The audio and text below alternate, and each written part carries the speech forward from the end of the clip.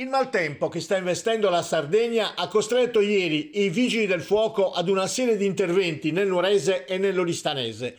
La zona maggiormente interessata dalle copiose precipitazioni di neve è stata quella più interna alla provincia di Nuoro, con i comuni di Arizzo, Fonni, Gavoi, Sorgono, Vodda, Tonara, Austis, Desulo e Seui, per citarne soltanto alcuni, oltre ai raccordi viari più importanti, quali la 131 diramazione centrale nuorese all'ingresso per Nuoro, la 131 nel tratto dell'altipiano di Campeda tra Macomer e Bonorva e nella strada provinciale numero 43, che da Macomer conduce alla borgata di San Leonardo a Santo Lussurgiu. Il comandante Antonio Giordano ha coordinato le squadre presenti, che sono state integrate da alcuni rinforzi di unità provenienti dai comandi di Sassari e Oristano, intervenute per dare manforte ai colleghi nuoresi.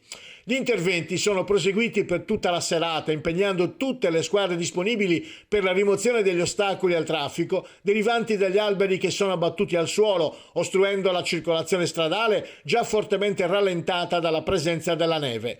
La squadra del distaccamento di Mandas ha operato durante la notte per liberare la strada statale 198 che da Sadali porta a Seui.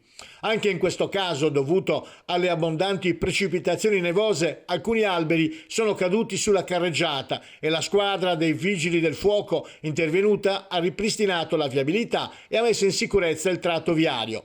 Ancora oggi si segnalano criticità derivanti dall'interruzione dell'alimentazione elettrica di alcuni centri abitati, rimasti isolati anche dalla copertura telefonica. La sala operativa del Comando Vigili del Fuoco di Oristano, dalle 5 alle 20, ha gestito circa 50 interventi di soccorso. Gli interventi in tutta la provincia si sono concentrati soprattutto sulle zone innevate. Gli operatori hanno prestato soccorso agli automobilisti in difficoltà e messo in sicurezza vari alberi pericolanti.